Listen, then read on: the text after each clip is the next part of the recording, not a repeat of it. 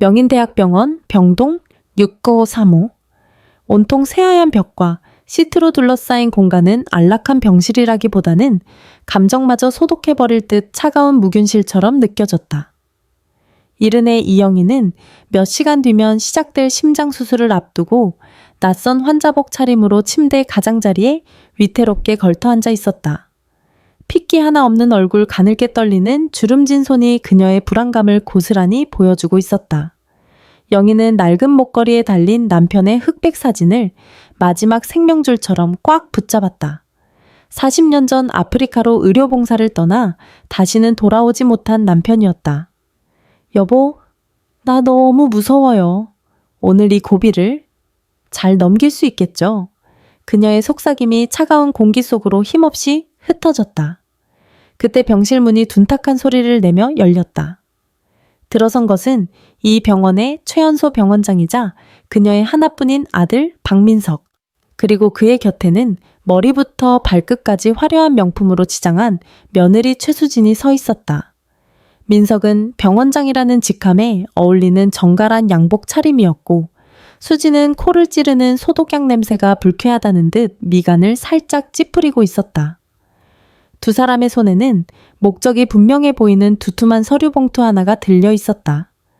그들은 마치 미리 약속이라도 한 듯 병실에 들어서며 의미심장한 눈빛을 짧게 주고받았다. 어머니 컨디션은 좀 어떠세요? 많이 떨리시죠? 민석이 가식적인 걱정을 늘어놓으며 의자를 끌어당겨 앉았다. 하지만 그의 눈은 어머니의 안색이 아닌 그녀가 손에 쥔 낡은 목걸이를 향해 있었다. 반면 수지는 인사조차 건성으로 하며 방금 새로 받은 값비싼 젤 네일이 망가지진 않았나 살피며 벽에 비스듬히 기댔다. 어머니, 그런데 오늘 수술이 워낙 위험한 수술이다 보니 저희가 미리 정리해야 할 게 좀 있어서요. 민석이 서두를 꺼내며 탁자 위에 문제의 서류 봉투를 올렸다. 툭 하는 소리가 영희의 심장에 돌덩이처럼 내려앉았다. 봉투 위로 비치는 부동산 증여 계약서라는 글자를 본 영희의 얼굴이 딱딱하게 굳어졌다. 정리라니? 그게 무슨 말이냐? 이 수술 전에 꼭 해야 할 말이냐? 영희의 목소리가 불안감에 가늘게 떨렸다. 병원 확장 계획 말씀드렸잖아요. 어머니께서 가지고 계신 광장시장, 그 상가 건물, 이번 기회에 저희 병원 발전을 위해. 민석의 말이 채 끝나기도 전에 수진이 콧방귀를 뀌며 말을 잘랐다. 어머님, 솔직히 그거 쥐고 계시면 세금만 더 나가요. 어차피 저희가 다 알아서 할 건데 뭘 그리 아까워하세요. 낡아 빠진 가게에서 나는 곰국 냄새 지긋지긋하지도 않으세요. 수진아, 내 말이 너무 심하구나. 그리고 민석아, 엄마 지금 너무 무서운데 꼭 지금이어야만 하겠니? 영희가 떨리는 목소리로 애원했다. 그녀의 눈에 눈물이 그렁거렸다. 하지만 민석은 그 눈물을 외면했다. 어머니 수술 중에 혹시라도 무슨 일이 생기면 절차가 훨씬 복잡해져요. 그래서 지금 받아두려는 겁니다. 민석이 서류를 봉투에서 꺼내 쫙 펼쳐 영희의 눈앞으로 밀어붙였다. 영희의 떨리는 눈동자가 서류 위를 훑었다. 증여라는 단어는 구석에 작게 박혀 있었고 모든 권한을 며느리 최수진에게 양도하며 사후 처분권을 포함한다는 끔찍한 문구만이 크고 굵은 글씨로 가득했다. 심장이 바닥으로 곤두박질 치는 것 같았다. 이게 다 뭐냐? 영희의 목소리가 갈라져 나왔다. 아들을 위해 평생을 바친 대가가 고작 이것이란 말인가? 민석은 대답 대신 차가운 눈으로 어머니를 내려다보며 펜을 내밀었다. 그 눈빛에는 아들이 어머니에게 보내는 최소한의 온기조차 남아있지 않았다. 오직 자신의 목표를 가로막는 방해물을 치워버리려는 냉혹한 의지만이 번뜩일 뿐이었다. 어머니, 더 늦기 전에 여기에 도장 찍으세요. 민석이 내민 펜 끝이 형광등 불빛 아래서 서늘하게 빛났다. 그 차가운 금속의 빛을 마주한 영희의 눈앞으로 모든 비극이 계획되었던 일주일 전의 그날 밤 풍경이 섬광처럼 스쳐 지나갔다. 일주일 전 강남의 밤하늘이 발 아래 융단처럼 펼쳐지는 최고급 펜트하우스 거실. 크리스털 와인잔에 담긴 붉은 와인이 값비싼 가죽 소파와 대리석 바닥을 은은하게 비추고 있었다. 최수진은 우아하게 잔을 돌리며 창밖의 야경을 내려다봤다. 하지만 그녀의 눈에는 감탄 대신 초조함이 가득했다. 여보, 아버님 회사 거의 부도 직전이야. 이번 주 안에 막지 못하면 우리 집 길거리에 나앉게 생겼어. 수진이 입을 열었다. 그녀의 목소리에는 평소에 교양 있는 척하는 톤 대신 날카로운 불안감이 묻어났다. 노트북을 들여다보던 민석이 신경질적으로 마우스를 클릭했다. 장모님, 빚을 왜 우리가 신경 써야 합니까? 그리고 그 상가는 어머니 평생이 담긴 곳이라고. 절대 안 내놓으실 거요? 평생 그 꼬릿한 곰국 냄새, 나는 과거가 당신한테는 그렇게 중요해. 수진이 획 돌아보며 붙였다. 그녀의 눈빛이 뱀처럼 번뜩였다. 당신 아직도 사람들이 뒤에서 수군거리는 거 몰라? 명인대학병원 최연소 병원장, 박민석 알고 보니 광장시장 국밥집 아들이라고. 당신은 평생 그 꼬리표를 달고 살고 싶어. 그 낡아빠진 상가 하나 때문에 우리 미래까지 발목 잡힐 거야. 그녀의 말은 정확히 민석의 가장 아픈 곳, 그의 뿌리 깊은 자격지심을 후벼 팠다. 민석의 얼굴이 딱딱하게 굳었다. 수지는 그 틈을 놓치지 않았다. 그녀는 민석의 곁으로 다가가 그의 어깨에 손을 얹으며 목소리를 낮췄다. 여보, 이건 우리를 위한 거야. 당신의 병원을 위한 거고, 그 15억이면 신관 증축 끝내고 대한민국 최고의 병원으로 만들 수 있어. 당신의 야망을 위해서 그깟 낡은 건물 하나 못 버려. 민석은 흔들렸다. 그의 머릿속에서 어머니의 주름진 얼굴과 병원의 화려한 미래가 저울질 당하기 시작했다. 그 순간 수진의 눈이 교활하게 빛났다. 그녀는 비장의 무기를 꺼내기로 결심했다. 어머님을 절대로 거절 못하게 만들 방법이 있어. 방법 무슨 방법? 수지는 민석의 귓가에 악마처럼 속삭였다. 우리에게 아기가 생겼다고 하는 거야. 뭐 제정신이야. 민석이 기겁하며 아내를 쳐다봤다. 하지만 수지는 태연했다. 왜 평생 아들 하나만 보고 사신 분이야. 그 아들이 낳은 당신 핏줄을 이을 손주가 생겼다는데 마다하시겠어. 이 병원 전부 그 손주에게 물려줄 거라고 말씀드려봐. 어느 노인네가 감히 반대해. 하지만 나중에 배가 안 불러오면 어떡해. 멍청하긴. 수진이 픽 웃었다. 그때는 말하면 되지. 어머님이 하도 스트레스를 주셔서. 안타깝게도 유산됐다고. 모든 걸 어머님 탓으로 돌리면 그만이야. 그때쯤이면 이미 상가는 우리 손에 들어온 뒤일 거고. 민석은 순간 소름이 돋았지만 동시에 그 잔인한 계획의 완벽함에 감탄했다. 이것이야말로 어머니의 마지막 저항마저 무력하게 만들 수 있는 가장 강력한 카드였다. 그의 마음속에 남아있던 마지막 한 조각의 양심이 탐욕의 그림자에 완전히 집어삼켜졌다. 민석은 와인잔을 들어 한 번에 들이켰다. 그의 눈빛이 결심으로 단단해졌다. 하지만 마지막 남은 불안감이 그의 목소리를 타고 흘러나왔다. 그래도 끝까지 버티시면 어떡하지? 수지는 남편의 나약함이 우습다는 듯 차가운 미소를 지으며 그의 넥타이를 고쳐주었다. 여보 잊었어. 그녀가 그의 귓가에 차갑게 속삭였다. 그 수술방에서 메스를 든 김 교수는 당신 손가락 하나에 움직여 어머님 목숨 당신 손에 달렸다고. 순간 펜트하우스의 화려한 조명 아래 두 사람의 얼굴 위로 똑같은 악마의 미소가 떠올랐다. 그들은 자신들의 승리를 예감하며 와인잔을 부딪혔다. 쨍 하는 소리가 그들의 잔혹한 계약을 축하하는 듯 맑게 울려 퍼져졌다. 그렇게 완성된 잔혹한 계획은 일주일 뒤 차가운 병실에서 한치의 오차도 없이 실행되고 있었다. 영희는 눈앞에 선 아들과 며느리의 얼굴을 가만히 들여다보았다. 불과 얼마 전까지 세상에서 가장 사랑했던 자신의 모든 것이었던 얼굴들. 하지만 지금 그 얼굴들 위로 일주일 전 펜트하우스에서 추악한 미소를 나누던 두 악마의 모습이 겹쳐 보였다. 그녀의 눈에는 더 이상 아들과 며느리가 아닌 자신의 숨통을 조여오는 낯선 괴물 두 마리가 서 있을 뿐이었다. 알겠습니다. 안 된다. 절대로 안 돼. 영희는 간신히 목소리를 쥐어짰다. 그녀는 고개를 저으며 아들의 눈을 피했다. 서류 위 최수진이라는 며느리의 이름이 마치 독사처럼 그녀를 노려보는 것 같았다. 엄마 지금 너무 무서워. 제발. 수술만 끝나고 그때 다시 이야기하면 안 되겠니? 응. 눈물이 맺힌 그녀의 눈은 필사적인 애원으로 가득 차 있었다. 평생 누구에게도 굽히지 않았던 그녀였지만 아들 앞에서 그리고 죽음의 공포 앞에서 그녀는 속절없이 약해졌다. 하지만 그 애원은 조금의 동정심도 사지 못했다. 오히려 며느리 수진의 비웃음만 살 뿐이었다. 어머님, 아직도 상황 파악이 안 되세요. 수진이 팔짱을 끼며 차갑게 웃었다. 그 웃음소리는 영희의 심장을 칼날처럼 후볐다. 솔직히 말씀드릴까요, 어머님? 그 수술 성공한다고 해도 앞으로 몇 년이나 더 사실 것 같으세요? 어차피 저희가 상속받을 재산 그냥 좀 일찍 주신다고 생각하세요. 그게 그렇게 어려우세요? 영희는 충격으로 숨이 멎는 것 같았다. 며느리의 입에서 나온 말이라고는 도저히 믿을 수 없는 악담이었다.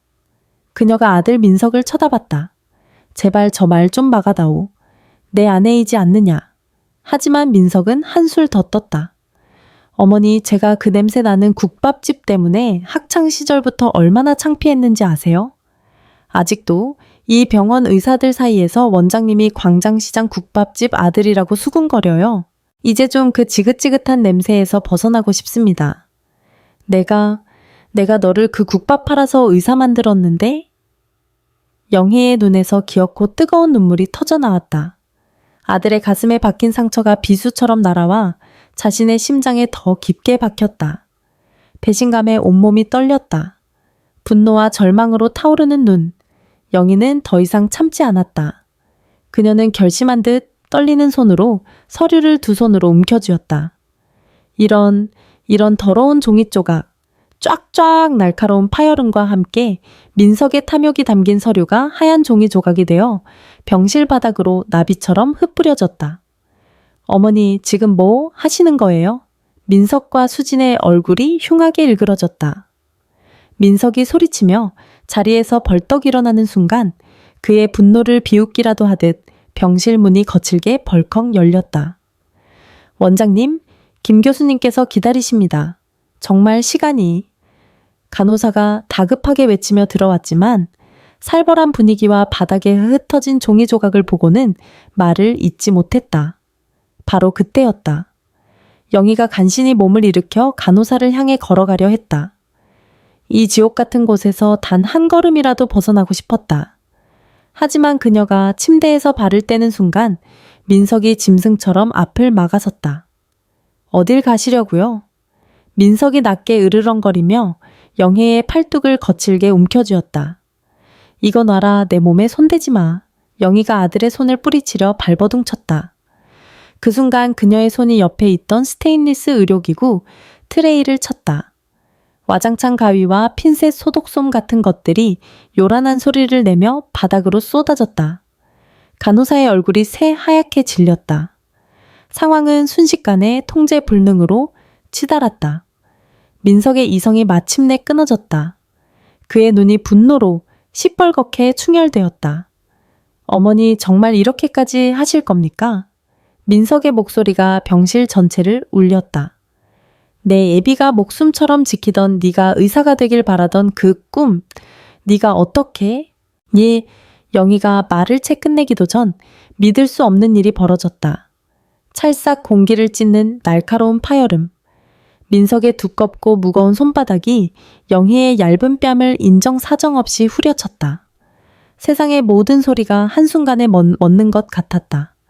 이른 노인의 얇은 뺨 위로 붉은 5손가락 자국이 선명하게 피어올랐다. 영희는 충격으로 숨이 멎고 몸이 기우뚱하며 그대로 차가운 병실 바닥으로 쓰러졌다. 40년간 국밥을 팔며 온갖 진상 손님들의 수모를 겪으면서도 단 한 번도 맞아본 적 없는 뺨이었다. 그런데 그 뺨을 제 목숨보다 더 귀하게 키운 아들놈이 때렸다. 이제 좀 정신이 드세요. 민석이 씩씩거리며 쓰러진 어머니를 내려다봤다. 더 기가 막힌 것은 며느리 수진의 반응이었다. 그녀는 놀라기는커녕 핸드백에서 송어를 꺼내 들며 낄낄거렸다. 아이고, 속이 다 시원하네. 찰싹 소리 경쾌한 것 좀 봐. 여보, 진작에 그렇게 했어야지. 말로 해서 들을 뿐이 아니시잖아. 수진이 거울을 보며 립스틱을 덧바르기 시작했다. 영희는 불타는 뺨을 감싸준 채 바닥에 쓰러져 아들을 올려다보았다. 아들의 눈에는 더 이상 어머니를 향한 그 어떤 감정도 남아있지 않았다. 오직 자신의 앞길을 막는 걸림돌을 치워버리려는 차가운 분노와 관계뿐이었다. 입구에 서 있던 간호사는 겁에 질려 입을 틀어막은 채 뒷걸음질쳐 조용히 병실을 빠져나갔다. 이 끔찍한 폐륜의 현장에서 그녀가 할 수 있는 일은 아무것도 없었다. 물론입니다. 민석과 수지는 쓰러진 영희에게 눈길 한 번 주지 않고 병실을 나갔다.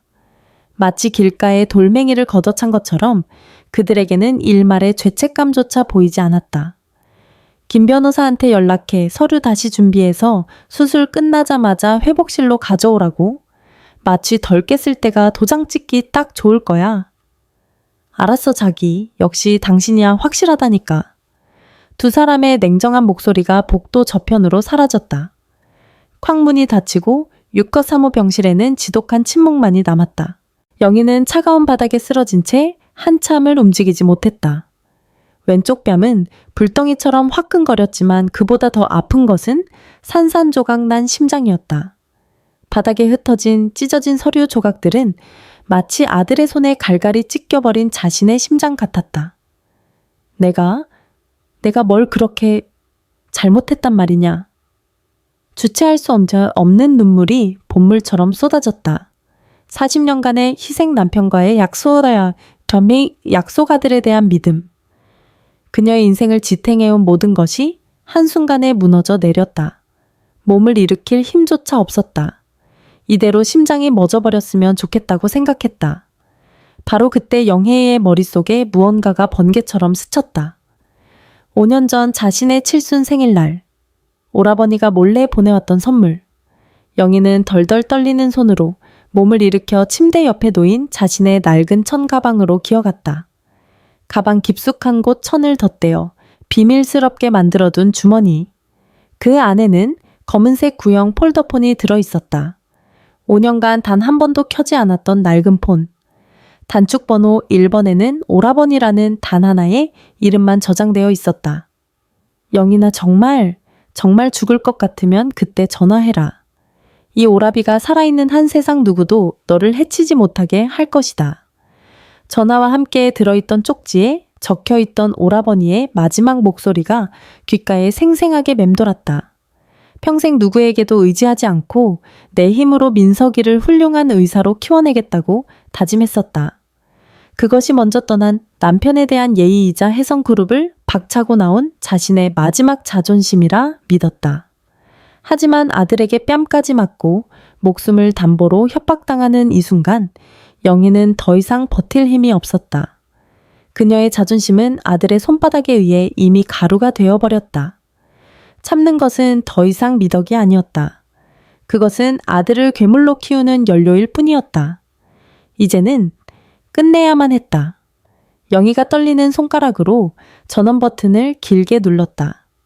희미한 불빛과 함께 낡은 폰이 느리게 켜졌다. 그녀는 망설이지 않았다. 떨리는 엄지손가락으로 단축번호 1번을 길게 눌렀다. 뚜르르, 뚜르르. 몇 번의 신호음이 그녀의 심장 소리처럼 병실 안에 울렸다. 잠시 후 수화기 너머에서 굵직하고 위험 있는 남성의 목소리가 들려왔다. 40년 만에 듣는 목소리였지만 단번에 알 수 있었다. 여보세요? 오라버니. 영희의 목소리가 갈라져 나왔다. 연긴이냐 내 동생. 연긴이 맞니? 전화 너머에서 오랜만에 듣는 동생의 목소리에 놀란 기색이 역력했다. 네, 저예요 오라버니. 영희예요. 이게 도대체 몇 년 만이냐? 무슨 일 있는 거지? 목소리가 왜 그래? 오라비의 목소리에 걱정이 가득 묻어났다. 그 따뜻한 한마디에 선희의 40년간 억지로 눌러왔던 영희의 모든 서름이 한꺼번에 터져 나왔다. 뺨에 남은 아들의 손자국이 다시금 불타오르는 것 같았다. 오라버니, 나 좀 나 좀 살려줘요. 영희가 간신히 울음을 터뜨리며 말을 꺼냈다. 내 아들이, 내가 목숨 바쳐 키운 내 아들 민석이가. 수화기 너머로 잠시 무서운 침묵이 흘렀다. 그리고 곧 천둥이 치는 듯한 분노가 폭발했다. 그놈이 감히 내게 무슨 짓을 한 것이냐. 너 지금 어디에 있어 당장 말해. 세상에서 유일하게 자신을 지켜줄 단 한 사람. 오라버니의 그 목소리에 영희는 안도감과 서러움이 뒤섞인 눈물을 하염없이 쏟아냈다. 그 전화 한 통은 40년 만에 첫 번째 연락이자 엄마로서의 잘못된 희생을 끝내고 이영희가 아닌 이영인으로 다시 서겠다는 준엄한 선언이었다. 물론입니다. 어머니 영희의 절박한 전화가 40년 만에 혜성그룹을 향한 신호탄이 된 줄도 모른 채 아들 박민석은 병원장실에 있었다. 그는 최고급 가죽 의자에 몸을 깊숙이 파묻은 채 방금 자신이 저지른 폐륜적인 손찌검 따위는 까맣게 잊은 듯했다. 오히려 만족스러운 미소로 아내 수진과 통화하며 승리를 만끽하고 있었다. 여보, 김 변호사한테는 연락했어. 응, 오늘 안에 서류 다시 준비해서 병원으로 가져다 준대. 그 늙은이가 서류야 찢어버렸지만 그게 무슨 상관이야. 어차피 수술 끝나고 마취 덜 깼을 때 비몽사몽일 때 도장 받아내면 그만이지. 수화기 너머로 수진의 교태 섞인 목소리가 들려왔다. 그럼 오늘 안에 그 15억이 우리 손에 딱 들어오는 거네. 자기 정말 대단하다. 당연하지. 이제 이 답답한 병원 확장하고 우리도 당장 강남 한복판 펜트하우스로 이사 가자고. 수술이야 뭐 김 교수가 알아서 잘할 테고. 민석이 의자를 빙그르르 돌리며 창밖을 바라봤다. 이제 모든 것이 자신의 계획대로 완벽하게 풀리고 있었다. 어머니의 낡은 상가 건물을 담보로 처가의 빚을 막고 병원 확장 자금까지 손에 쥘 수 있게 된 것이다. 그렇게 1시간쯤 흘렀을까. 병원 밖에서 단순한 소음이 아닌 무언가, 거대한 움직임이 느껴지는 웅성거림이 들려왔다. 처음엔 무시하려 했지만 그 소리는 점점 더 커지며 마치 지진의 전조처럼 건물 전체를 흔드는 듯했다. 뭐야? 앰뷸런스가 단체로 시위라도 하나 왜 저렇게 시끄러워? 민석이 인상을 찌푸리며 창가로 다가갔다. 그리고 창밖을 내려다본 순간 민석의 얼굴이 새하얗게 질려버렸다. 이게 다 뭐야? 쿵! 통화 중이던 휴대폰이 그의 손에서 미끄러져 바닥에 떨어졌다. 병원 정문 광장부터 본관 입구까지 번쩍거리는 검은색 최고급 벤틀리 세단들이 끝도 없이 줄지어 있었다. 어림잡아 20대는 좋게 넘어 보였다. 그 차들은 마치 거대한 흑룡처럼 병원 전체를 포위하고 있었다. 미쳤어? 민석이 창문에 얼굴을 박다시피 하고 아래를 내려다봤다. 그 수많은 차에서 똑같이 검은 양복을 입은 한눈에 봐도 평범하지 않은 건장한 남성들이 수십 명이 쏟아져 나오고 있었다. 그들은 마치 잘 훈련된 군인들처럼 일사불란하게 움직이며 병원 로비로 향했다. 로비에 있던 환자들과 보호자다들이 갑작스러운 상황에 비명을 지르며 당황했지만 검은 양복의 사내들은 병원의 모든 출입구를 완벽하게 통제하기 시작했다. 죄송합니다. 잠시만 길 좀 열어주십시오. 정중하지만 거역할 수 없는 위압감이 실린 목소리에 사람들은 홍해가 갈라지듯 양쪽으로 물러섰다. 민석이 숨을 죽이고 지켜보는 가운데 가장 앞줄에 선 벤틀리에서 한 명의 노신사가 천천히 내렸다. 백발을 단정하게 넘긴 70대 후반의 남성. 웬만한 집 한 채 값은 되어 보이는 최고급 수제 양복을 입고 손에는 묵직한 지팡이를 들고 있었다. 그가 차에서 내리자 주변의 모든 검은 양복들이 90도로 고개를 숙였다. 저 사람은 민석의 입이 떡 벌어졌다. 경제뉴스에서나 보던 그 얼굴. 대한민국 재계서열 5위 혜성그룹의 총수 이태준 회장이었다. 왜 혜성그룹 회장이 우리 병원에? 민석이 덜덜 떨며 중얼거리다가 문득 그의 머릿속을 스치는 끔찍한 착각이 있었다. 설마 우리 병원이랑 의료사업 제휴를 해성자본이 들어온다고? 아니면 수술이라도 받으시려는 건가? 순식간에 공포는 탐욕으로 변했다. 그래, 이게 웬 떡이야. 15억이 아니라 1,500억짜리 기회일 수도 있어. 민석이 미친 사람처럼 의사 가운을 여미고 병원장실을 뛰쳐나갔다. 이런 기회는 절대 놓칠 수 없었다. 엘리베이터를 기다릴 시간도 없었다. 민석은 계단을 미쳐한 듯이 뛰어 내려가 1층 로비에 도착했다. 그는 숨을 헐떡이며 젖먹던 힘까지 짜내 가장 점잖고 온화하던 미소를 지어 보였다. 회장님 안녕하십니까? 민석이 이태준 회장 앞으로 달려가 구모돈의 90도로 허리를 깊숙이 숙였다. 명인병원 병원장 박민석입니다. 어쩐 일로 여기까지? 혹시 어디가 불편하십니까? 저희 병원이 성심성의껏 모시겠습니다. 민석의 아첨이차에 끝나기도 전이었다. 이태준 회장은 민석을 쳐다보지도 않았다. 오히려 팔이라도 쫓아내듯 들고 있던 묵직한 지팡이로 민석의 어깨를 퍽 소리가 나게 거칠게 밀쳐냈다. 민석이 비명을 지르며 나동그라졌다. 로비에 있던 모든 사람들의 시선이 순식간에 집중됐다. 대한민국 재계서열 5위 그룹 총수가 이 병원 원장을 벌레처럼 내팽개친 것이다. 밀쳐진 어깨를 붙잡고 완전히 얼어붙은 민석을 향해 이태준의 목소리가 천둥처럼 로비 전체를 울렸다. 내 동생 연기니는 어디 있느냐? 내 동생? 분이요? 민석은 무슨 상황인지 전혀 이해하지 못했다. 그는 황급히 일어나 옷을 털며 데스크를 향해 소리쳤다. 박 부장 환자 명단 중에 이영인 환자분 찾아봐. 어서. 데스크에 있던 박 부장이 빠르게 컴퓨터 자판을 두드렸지만 이내 고개를 저었다. 병원장님 죄송하지만 그런 이름의 환자분은 저희 병원에 안 계십니다. 이영인 내 하나뿐인 동생 이영인이란 말이다. 이태준이 분노로 지팡이를 바닥에 내리치며 고함을 질렀다. 쾅 하는 소리에 로비의 모든 사람들이 움찔했다. 그때 이태준의 곁에 그림자처럼 서 있던 40대 후반의 비서실장이 앞으로 나섰다. 그는 민석을 벌레 보듯 싸늘하게 쳐다보며 정확하게 말했다.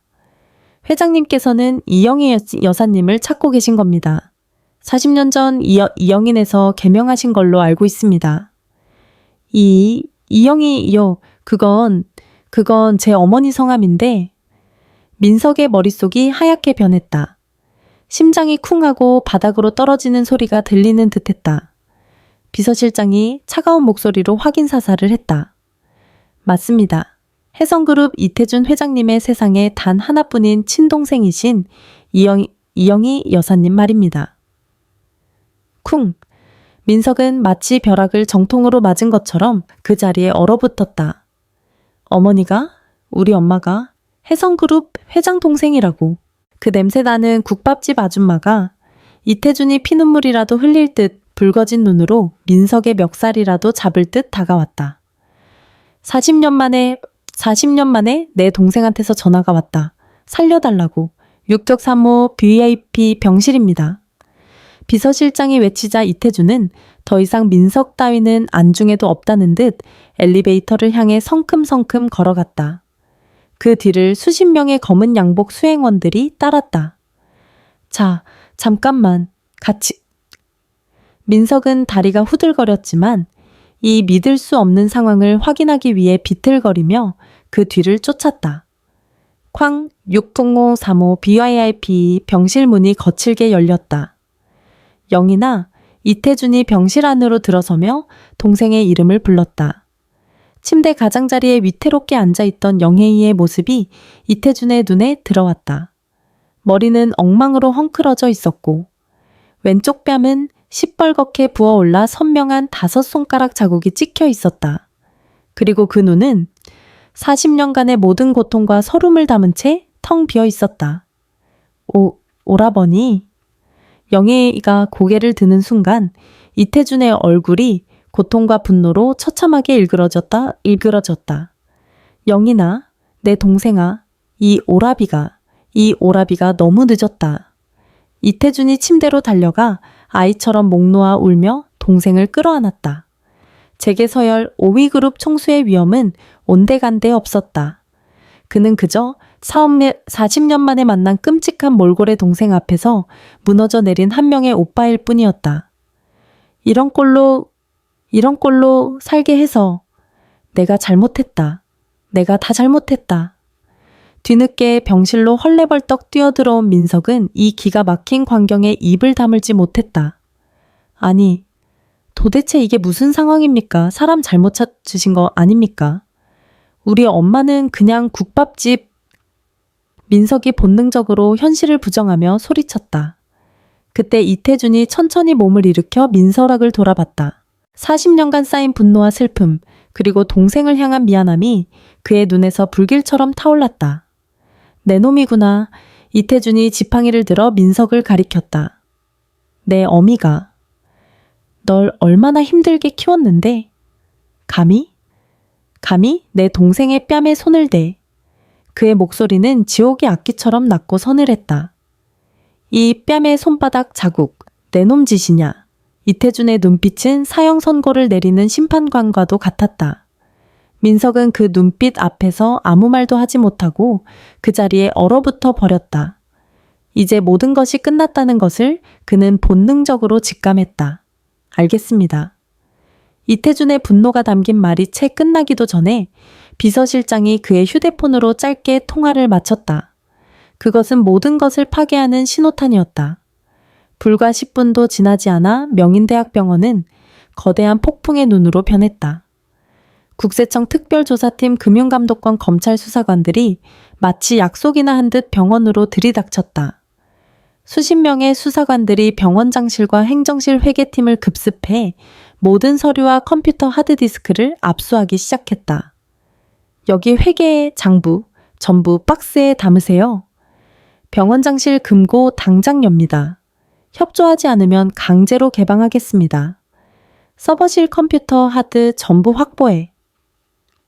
직원들은 공포에 질려 복도 양옆으로 갈라섰고 병원은 순식간에 아수라장이 되었다. 병원장실 한 구석 민석은 넋 나간 사람처럼 소파에 웅크린 채 이 모든 광경을 지켜보고 있었다. 바로 몇 시간 전까지만 해도 자신이 이 병원의 왕이었던 공간이 이제는 자신의 죄를 파헤치는 거대한 신문실이 되어 있었다. 박민석 원장. 국세청 조사관이 장부 하나를 민석의 얼굴 앞에 집어던지듯 내밀었다. 이게 뭡니까? H제약 리베이트, 수수 내역 2억, S시료기기 5억. 이 돈들 왜 전부 원장님 개인 계좌로 들어왔습니까? 그건 병원 운영을 위한. 민석이 입술만 달싹거리며 변명하려 했지만 조사관의 날카로운 질문이 그의 말을 잘랐다. 병원 운영 자금 계좌가 버젓이 있는데 왜 개인 계좌로 꿀꺽하셨냐고요? 바로 그때 컴퓨터를 뒤지던 다른 수사관이 소리쳤다. 찾았습니다. FDA, 저의 승인도 안 난 불법 실험용 약물 암, 말기 환자들에게 마구잡이로 사용한 기록, 여기 교수 채용 비리 돈 받고 시험 문제 유출한 정황도 있습니다. 민석의 얼굴이 새하얗게 질려갈 때쯤 그의 숨통을 완전히 끊어버릴 결정적인 증거가 터져나왔다. 팀장님, 병원 증축 자금 30억 원이 전혀 엉뚱한 곳으로 빠져나갔습니다. 어디야?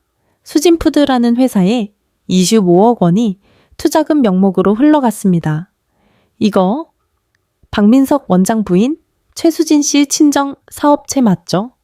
드디어 민석이 그토록 어머니의 15억 상가 건물에 집착했던 이유가 드러나는 순간이었다. 병원 확장은 핑계였고 사실은 아내 수진의 친정사업 실패로 생긴 막대한 빚을 메우기 위해 병원 돈까지 횡령했던 것이다. 그 처참한 광경을 지켜보던 중 민석의 머릿속에 섬광처럼 한 장면이 스쳐 지나갔다. 회상. 18년 전 낡은 단칸방 명인에 대해 합격했지만 2천만 원이라는 거액의 등록금이 없어 절망하던 그날 밤. 엄마는 18년 동안 그 냄새 나는 국밥집에서 일하고 대체 뭐 했어요?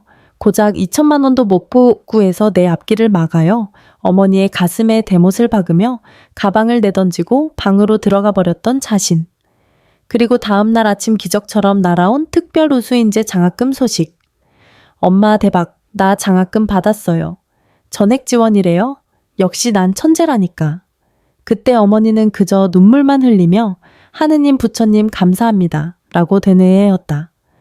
민석은 그 모든 것이 자신의 뛰어난 능력 덕분이라 굳게 믿었다. 이제야 모든 조각이 맞춰졌다. 그 장학금은 자신의 능력이 아니었다. 그림자처럼 자신을 지켜보던 외삼촌 이태준 회장의 보이지 않는 손길이었던 것이다.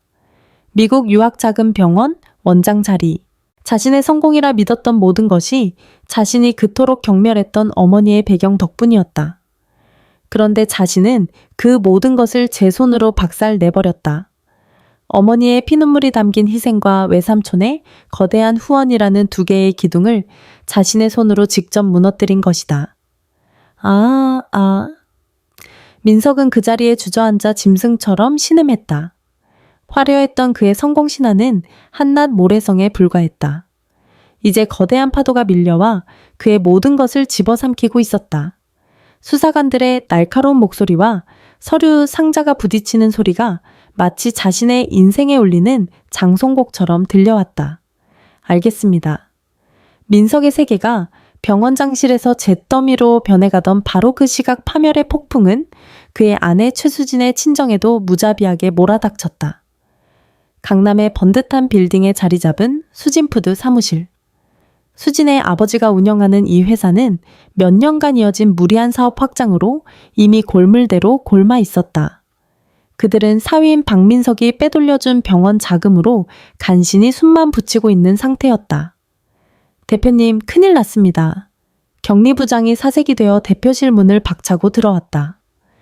혜성그룹에서 우리 회사와의 모든 거래를 중단한다고 통보해 왔습니다. 당장 오늘부로요? 뭐라고 혜성그룹이 왜 갑자기? 수진의 아버지가 자리에서 벌떡 일어났다. 수진푸드의 가장 큰 매출처가 바로 혜성그룹 계열사 마트에 납품하는 것이었다. 그것뿐만이 아닙니다. 국세청에서 특별 세무조사가 나온다고 합니다. 지금 회사 앞으로 조사관들이 오고 있답니다. 아이고. 수진의 아버지는 눈앞이 캄캄해지며 그대로 의자에 주저앉았다. 모든 것이 끝장이었다. 이 소식은 곧바로 명품샵에서 쇼핑을 즐기던 수진의 귀에도 들어갔다인. 우리 집이 망해, 아빠 회사가 망했다고 말도 안 돼. 수진은 손에 들고 있던 수백만 원짜리 핸드백을 바닥에 내팽개치며 히스테리를 부렸다. 주변 사람들의 시선 따위는 안중에도 없었다. 그녀는 손을 부들부들 떨며 남편 민석에게 전화를 걸었다. 신호음이 몇 번 가기도 전에 잔뜩 잠기고 절망에 빠진 민석의 목소리가 들려왔다. 여보세요? 여보, 우리 집 망했어. 당신 장인 회사 망했다고. 이게 어떻게 된 일이야? 수진이 악을 썼다. 수진아, 진정하고 일단 진정해. 진정하게 생겼어. 혜성그룹이 거래 끊고 세무조사까지 들어온다는데 이게 다 당신이 그 늙은이 뺨 한 대 잘못 때려서 그런 거 뭐 아니야. 내가 그깟 상가 하나 때문에 이렇게까지 키우지 말라고 했지. 수지는 모든 책임을 민석에게 돌렸다. 바로 어제까지만 해도 그의 계획을 칭찬하며 함께 웃던 그녀였다. 나도 지금 미쳐버리겠다고. 내가 어떻게든 해볼 테니까 좀 조용히 하고 있어. 민석이 절규하듯 소리쳤다. 하지만 수진의 귀에는 그의 절망이 들리지 않았다. 그녀에게 중요한 것은 오직 자신의 아니뿐이었다. 어떻게 하긴 뭘 어떻게 해. 당신 지금 자기 코가 석자면서 나 이혼할 거야. 이혼할 거라고. 당신 같은 페류나 빚쟁이랑은 단 하루도 못 살아. 위자료 청구 소송 준비해. 야, 너네 집빚 갚아주려고 내가 이 집까지 한 거잖아? 근데 이혼? 민석은 배신감에 치를 떨었다. 그 순간 수진의 입에서 상상조차 못했던 말이 튀어나왔다. 참, 그리고 어머님한테 뱃속에 아기 스트레스 때문에 유산됐다고 전해드려. 물론 처음부터 있지도 않았지만 난 내 살 길 찾아갈 거니까 그런 줄 알아. 뚝. 수지는 제 할 말만 쏟아내고 일방적으로 전화를 끊어버렸다. 민석은 휴대폰을 든 채 그 자리에 망부석처럼 굳어버렸다. 수사관들이 자신의 책상을 뒤지는 소리, 직원들이 복도에서 자신을 향해 수군거리는 소리가 아득하게 멀어졌다. 자신이 지키려 했던 모든 것, 아내 처가, 그리고 자신의 화려한 성공, 그 모든 것이 한낱 허울 좋은 껍데기에 불과했다. 탐욕이라는 바람 한 점에 모든 것이 먼지처럼 흩어져 버렸다. 그는 어머니의 상가를 빼앗아 아내의 집안을 구하고 그 공으로 아내에게 더 큰 사랑과 인정을 받으려 했다. 하지만 돌아온 것은 차가운 배신과 경멸뿐이었다. 민석은 텅 빈 병원 장실 바닥에 그대로 주저앉았다. 그는 이제 아무것도 가진 것이 없었다. 평생을 바쳐 쌓아 올린 성공의 탑도 유일한 가족이라 믿었던 아내도 모두 잃었다. 그리고 그 모든 것을 잃게 만든 것은 바로 자기 자신이었다. 확실히 이해했습니다. 다음 날 명인대학병원에서는 긴급 이사회가 소집되었다. 안건은 단 하나, 병원장 박민석 해임안이었다. 박민석 원장, 해임안에 동의하시는 이사님들은 손을 들어주시기 바랍니다. 회의장에 모인 모든 이사들이 약속이라도 한 듯 동시에 손을 들었다. 반대도 기권도 없었다. 만장일치였다.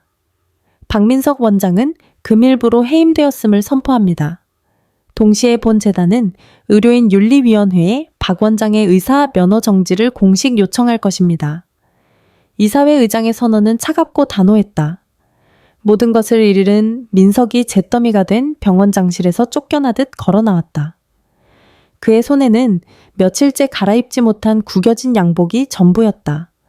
복도를 지나는 동안 어제까지 자신 앞에서 고개 숙이던 직원들이 이제는 노골적으로 그를 향해 수군거렸다. 꼴 좀 봐. 아주 꼴 좋다. 그동안 우리한테 갑질이란 갑질은 다 하더니 천벌 받은 거지. 아무리 그래도 어떻게 자기 어머니 뺨을 쳐 인간도 아니야. 그러니까 저렇게 망하지. 인과응보가 있긴 있나 봐요. 그들의 경멸 어린 시선과 비난의 목소리가 비수처럼 날아와 민석의 등에 박혔다. 그는 고개를 들지 못하고 그들의 시선을 피해 도망치듯 병원을 빠져나왔다. 화려했던 병원 건물은 이제 그에게 거대한 무덤처럼 느껴졌다. 갈 곳이 없었다. 아내에게서는 이혼 소장이 날라왔고 은행 계좌는 모두 동결되었다. 세상에 완벽히 혼자 버려진 것이다. 그때 민석의 머릿속에 마지막 희망 하나가 떠올랐다. 어머니? 그래, 어머니야. 어머니는 나를 용서해 주실 거야. 내가 이러는 걸 원하지 않으실 거야. 민석은 마지막 지푸라기라도 잡는 심정으로 어머니가 입원한 혜성그룹의 최고급 병원 혜성의료원으로 향했다. 택시를 탈 돈조차 없어 몇 시간을 걸었다. 꾀죄죄한 그의 모습은 병원의 화려한 입구와 극명한 대조를 이루었다. 최고급 호텔처럼 웅장하고 화려한 로비에 들어서자 며칠 밤낮을 세워 초췌해진 자신의 모습이 더욱 비참하게 느껴졌다. 그는 안내 데스크로 다가가 떨리는 목소리로 말했다. 저 이영희 환자분 면회하러 왔습니다. 성함이 어떻게 되십니까? 박민석입니다. 아들입니다. 아들이라는 단어를 내뱉는 순간 그의 목이 메었다. 간호사가 컴퓨터 자판을 몇 번 두드리더니 이내 경멸하는 듯한 표정으로 민석을 위아래로 훑어보았다. 죄송하지만 박민석님은 면회 금지 명단에 올라와 계십니다. 네, 뭐라고요? 면회 금지요? 민석은 자신의 귀를 의심했다. 네. 간호사는 벌레라도 보는 듯한 눈빛으로 덧붙였다. 환자분께서 직접 지시하셨습니다. 박민석이라는 이름은 아들로 둔 적도 없으니 잡상인 취급해서 당장 내쫓으라고 하셨습니다. 그 말이 끝나는 순간 건장한 보안 요원 2명이 나타나 민석의 양팔을 거칠게 붙잡았다. 나가주시죠. 이거 놔 내가 이 환자 아들이라고 어머니. 민석이 발버둥치며 소리쳤지만 보안 요원들은 그를 잡상인 끌어내듯 로비 밖으로 무자비하게 끌어냈다. 쿠당탕 그는 병원 입구 차가운 대리석 바닥에 내동댕이 쳐졌다. 때마침 차가운 가을비가 쏟아지기 시작했다. 쏟아지는 빗 속에서 민석은 멍하니 서 있었다. 차가운 빗물이 온몸을 적셨다. 추위보다 더한 절망이 뼛속까지 파고들었다. 아들로 둔 적도 없다. 내 어머니의 마지막 선고가 그의 귓가에 메아리 쳤다. 그제야 모든 것이 보였다. 자신이 그토록 자랑스러워했던 명인외대 입학, 해성재단 장학금, 하버드 유학, 연수 프로그램. 자신이 운이 좋고 능력 있는 놈이라 누렸다고 생각했던 모든 것이 사실은 어머니의 피눈물과 그 어머니를 지켜보던 외삼촌의 거대한 후원이었다는 것을. 자신은 그 두 개의 기둥을 제 손으로 박살 내버린 것이다. 엄마, 흐윽, 어머니? 민석은 더 이상 버티지 못하고 쏟아지는 빗물이 흥건한 바닥에 그대로 무릎을 꿇고 주저앉았다. 화려했던 병원장 박민석은 죽었다. 아무도 그를 동정하지 않았고 아무도 그에게 손을 내밀지 않았다. 모든 것을 잃고 나서야 어머니는 자신의 목숨 줄과도 같았다는 것을 그는 뼛속 깊이 깨달았다. 그는 빗속에서 짐승처럼 울부짖었다. 하지만 그의 처절한 울음소리는 세차게 쏟아지는 빗소리에 묻혀 그 누구에게도 닿지 않았다. 알겠습니다. 아들 민석이 빗속에서 처참하게 무너져 내리던 바로 그 시각 해성의료원 최고층 VIP 병실은 그와는 정반대로 따뜻한 가을 햇살로 가득 차 있었다. 한 달 후, 영희는 대한민국 최고의 의료진에 의해 성공적으로 심장수술을 마치고 놀라운 속도로 회복했다. 오빠 태준이 매일같이 보내오는 최고급 꽃다발이 병실을 향기롭게 채우고 전담 간병인과 영양사가 그녀의 곁을 지켰다. 수술 전 뺨을 맞고 절망에 빠졌던 70대 노인의 창백함은 온데간데 없었다. 이영희라는 40년 묵은 이름을 버리고 본명 이영인을 되찾은 그녀는 완전히 다른 사람이 되어 있었다. 과거 40년간 그녀를 짓눌렀던 뼈국물 냄새와 고생의 흔적은 사라지고 그 자리에는 해성그룹 가문의 핏줄 따온 우아함과 기품이 되살아나고 있었다. 화려한 명품 대신 단정하고 품위 있는 네이비색 정장을 입은 그녀에게서는 고통을 이겨낸 사람만이 가질 수 있는 깊고 단단한 평온함이 흘러러 나왔다. 오빠, 나 이제 퇴원해도 된대. 이 병문안을 온 오빠 태준에게 영긴이 옅은 미소를 지으며 말했다. 그래, 잘됐다. 본가에 네가 쓰던 방 40년 전 그대로 정리해뒀어. 이제 그만 집으로 돌아오너라. 태준이 동생의 손을 잡으며 말했다. 하지만 연기는 고개를 저었다. 아니 오빠, 나 이제 오빠 그늘 아래서 편하게 살고 싶지 않아. 영희나 그게 무슨... 나 해성의료재단에서 일하고 싶어. 내가 할 수 있는 일이 있을 거야. 그녀의 눈빛은 그 어느 때보다 진지하고 확고했다. 더 이상 누구의 엄마, 누구의 동생으로 사는 것이 아닌 이영인이라는 자신의 이름으로 세상에 서고 싶었다. 며칠 뒤 해성의료재단 이사회. 이태준 회장은 모든 이사들 앞에서 자신의 동생을 해성의료재단 신임이사장으로 공식 소개했다. 처음에는 낙하산 인사라며 수군거리던 이사들도 점리의 40년간의 기구한 삶을 이겨낸 그녀의 깊은 눈빛과 흔들림 없는 태도 앞에서 이내 숙연해졌다.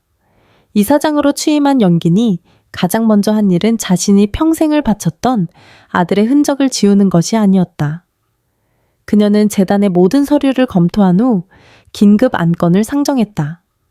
우리 재단 예산의 일부를 사용하여 서울 시내 저소득층 밀집 지역에 무료 진료소를 설립하는 안을 제안합니다. 한 이사가 조심스럽게 물었다. 이사장님, 갑자기 무료 진료소라니요? 수익성이 전혀 없는 사업입니다만. 영인이 회의실에 모인 모든 사람들을 천천히 둘러보며 입을 열었다.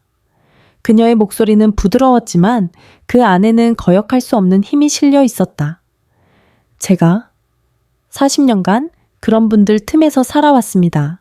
이사들의 눈이 휘둥그레졌다.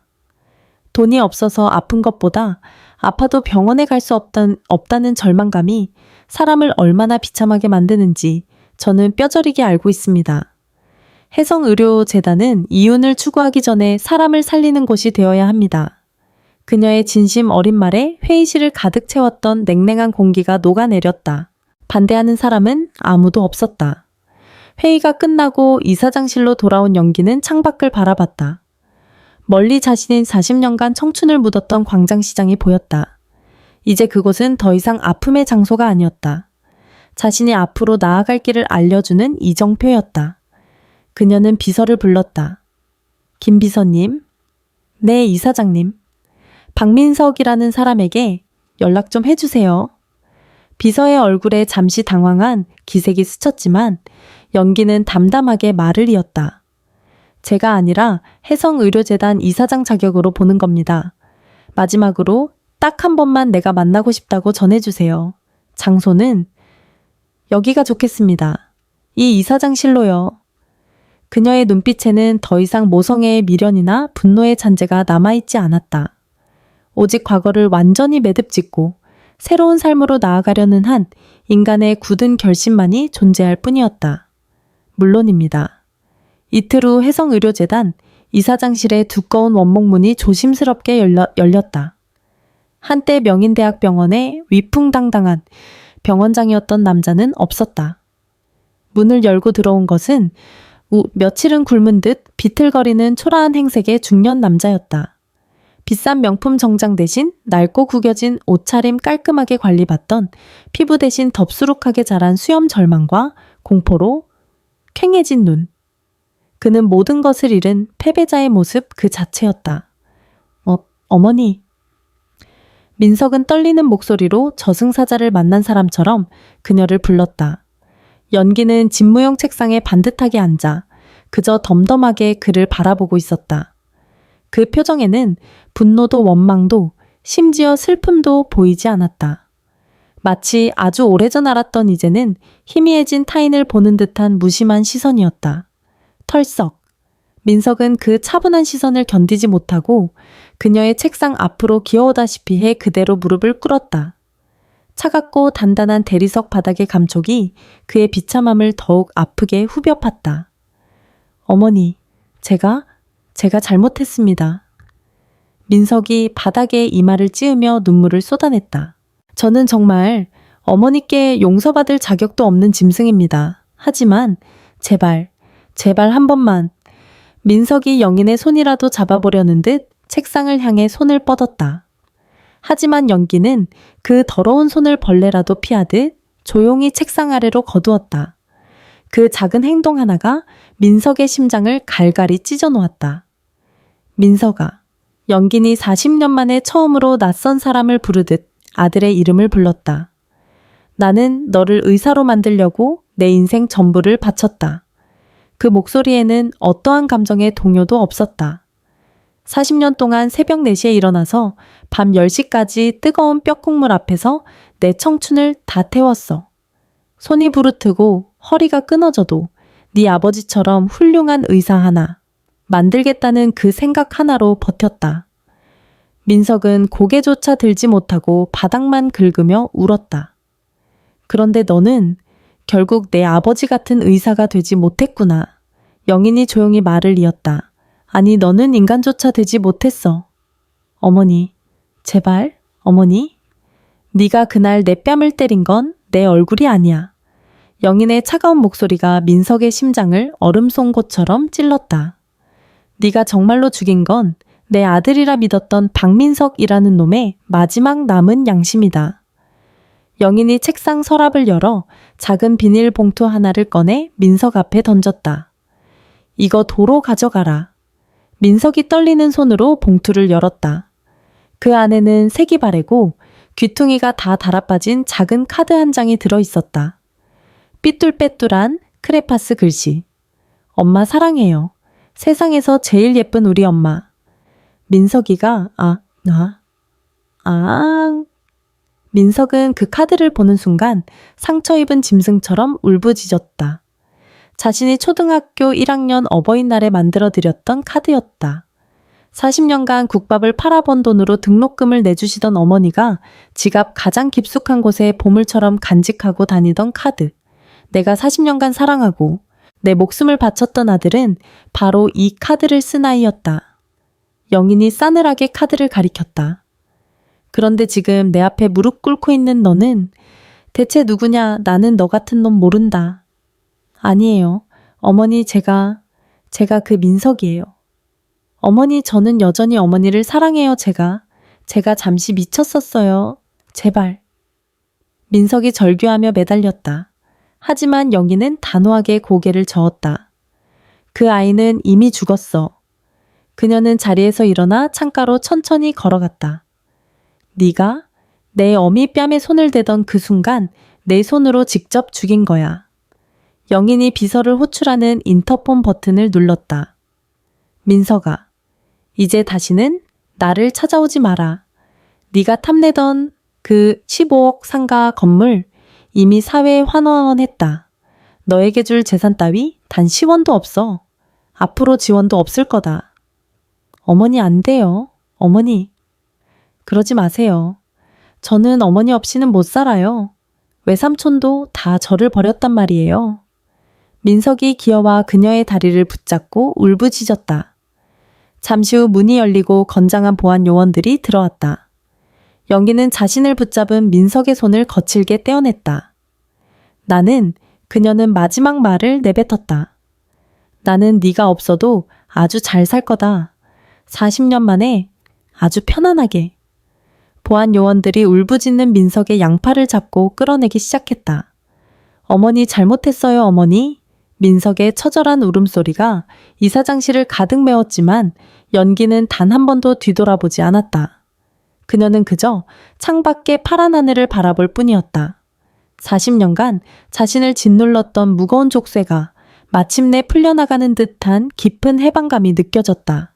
알겠습니다. 아들 민석을 냉정하게 버리고 40년의 굴레를 끊어낸 지 1년 후 2026년의 봄이었다.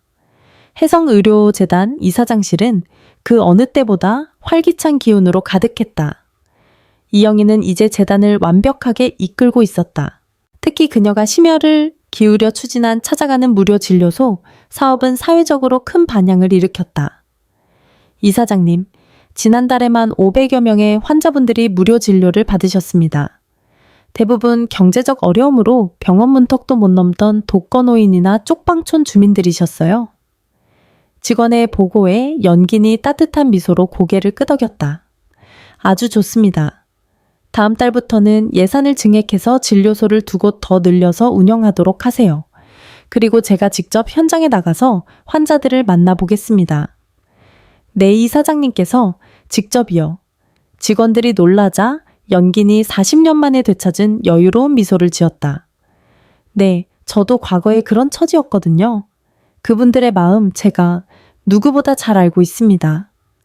오후가 되자 그녀는 오빠 태준과 함께 부모님의 산소를 찾았다. 봄꽃이 만개한 묘지 앞에서 두 남매가 나란히 절을 올렸다. 아버지, 어머니, 영긴이 왔어요. 저 이제야 제 인생을 찾았어요. 40년 동안 이영희라는 이름 뒤에 숨어 도망치듯 살았는데 이제는 아버지가 지어주신 이영인이라는 제 이름으로 살아가고 있습니다. 영긴이 묘비를 닦으며 눈물을 흘렸다. 태준이 그런 동생의 어깨를 다정하게 감쌌다. 영희나 아버지가 살아계셨다면 너를 누구보다 자랑스러워 하셨을 거다. 고마워요, 오라버니. 40년 동안 저를 끝까지 포기하지 않고 지켜봐 주셔서 이제부터가 진짜 내 인생이야. 마음껏 행복하게 살아라, 내 동생. 두 남매가 40년 만에 되찾은 평화를 만끽하던 바로 그 시각. 경기도 외곽의 한 작은 요양병원. 한때 명인대학병원의 병원장이었던 박민석은 이곳에서 간호조무사 보조로 일하고 있었다. 어이 박씨 305호 할머니 기저귀 갈아드려야지 뭐 해요. 간호사의 날카로운 지시에 민석이 황급히 고개를 숙였다. 네, 알겠습니다. 금방 가겠습니다. 그의 목소리에는 과거의 오만함 대신 굴종적인 비굴함만 남아 있었다. 점심시간 좁아터진 휴게실 구석에서 혼자 컵라면을 불고 있던 민석의 눈에 낡은 TV 화면이 들어왔다. 뉴스 속 인물 해성의료재단 이영인 이사장 소외계층을 위한 의료복지 확대 계획 발표. 민석의 손에 들린 젓가락이 부들부들 떨리기 시작했다. 화면 속에는 수백 명의 기자들 앞에서 스포트라이트를 받으며 환하게 웃고 있는 어머니, 아니 이영인 이사장이 있었다. 존경받는 의료재단 리더, 이영인 이사장 TV 화면 하단에 뜬 자막이 민석의 눈을 사정없이 찔렀다. 자신이 그토록 원했던 존경받는 의료인의 모습으로 자신이 버린 어머니가 서 있었다. 그는 차마 컵라면을 넘기지 못하고 헛구역질을 했다. 박씨, 휴식 시간 끝났어요. 빨리 안 나와요. 7.15 할아버지 식사 도와드려야지. 네. 민석은 씁쓸한 컵라면, 국물을 강제로 삼키며 급히 TV를 껐다. 그날 밤 민석은 곰팡내가 진동하는 좁은 고시원 방으로 돌아왔다. 휴대폰으로 인터넷 기사를 보던 그의 눈에 익숙한 이름이 보였다. 재혼 사기 피해자 김씨 강남 펜트하우스 미끼로 2억 원 사기당해. 기사 속 사진에는 경찰서 앞에서 기자들에게 둘러싸여 울고 있는 전처수진의 모습이 있었다. 다른 부자 남자와 재혼하려다들의 사기를 당한 것이었다. 인과응보. 민석이 쓴웃음을 지었지만 그 웃음은 곧 잦아들었다. 모든 것을 잃고 이 곰팡내 나는 방에 혼자 남겨진 것은 자신도 마찬가지였으니까. 같은 시각 연기는 운전기사가 모는 벤틀리 뒷좌석에서 하루의 피로를 풀고 있었다. 이사장님, 내일 오전 10시 무료 진료소 현장 방문 일정이십니다. 네, 환자분들 한 분 한 분 정성껏 돌봐드리도록 준비해주세요. 그분들이 바로 과거의 저일 테니까요. 연기니 따뜻하게 말했다. 차창 밖으로는 벚꽃이 눈송이처럼 흐드러지게 피어 있었다. 바람에 날린 꽃잎들이 차창을 스쳐 지나갔다. 참 아름답네요. 연기니 벚꽃을 보며 혼잣말을 했다. 내 인생의 봄날은 이른이 넘어서야 겨우 찾아왔구나. 그녀의 마음에는 더 이상 자신을 배신한 아들의 소식을 궁금해하는 미련 따위는 단 한 조각도 남아있지 않았다. 대신 그녀의 곁에는 그녀를 진심으로 존경하고 따르는 수많은 환자들과 직원들이 가득했다. 71살에 시작된 이영인의 진짜 인생은 이제 막 찬란하게 꽃피우기 시작했다.